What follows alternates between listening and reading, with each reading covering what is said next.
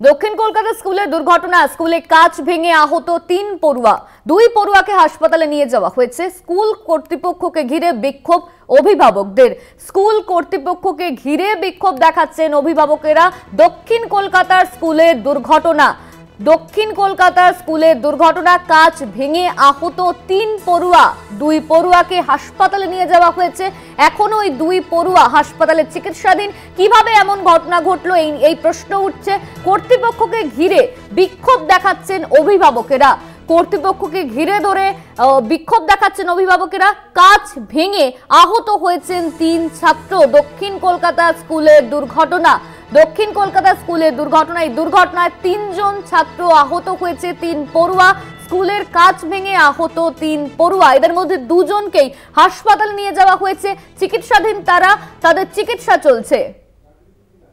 এই নিয়ে আমরা বিস্তারিত জানবো। আমাদের সঙ্গে ফোন লাইনে রয়েছেন আমাদের প্রতিনিধি জাগৃতি সিনহা। জাগৃতি, যে খবর সামনে আসছে যে স্কুলের কাঁচ ভেঙে আহত হয়েছেন 3 পড়ুয়া, তাদের মধ্যে 2 জনকে হাসপাতালে নিয়ে যাওয়া হয়েছে, এই মুহূর্তে কি আপডেট রয়েছে? একেবারে দেখো, দক্ষিণ কলকাতার একটি স্কুলে আহত 3 পড়ুয়া। সকালে তারা স্কুলে যায়, তারপরে প্রেয়ারের সময় ধাক্কাধাক্কিতে কাঁচ ভেঙে যায়।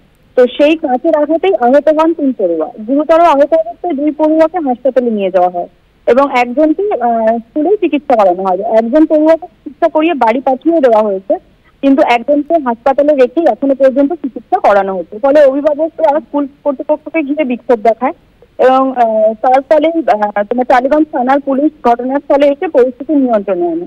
এবং স্কুল কর্তৃপক্ষ থেকে জানা যাচ্ছে যে স্কুলে যে অ্যাম্বুলেন্স থাকে, প্রত্যেকদিন যে স্কুল অ্যাম্বুলেন্স থাকে, সেই অ্যাম্বুলেন্স আজকে উপস্থিত ছিল না, কারণ সেই অ্যাম্বুলেন্সের চালকের অসুস্থ থাকায় স্কুলে অ্যাম্বুলেন্স উপস্থিত ছিল না, যার ফলে চিকিৎসায় কিছুটা বিলম্ব হয়।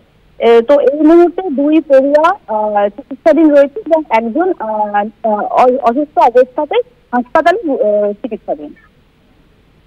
ধন্যবাদ তোমার জাগৃতি। আমাদের সঙ্গে ফোন লাইনে ছিলেন আমাদের প্রতিনিধি জাগৃতি সিনহা।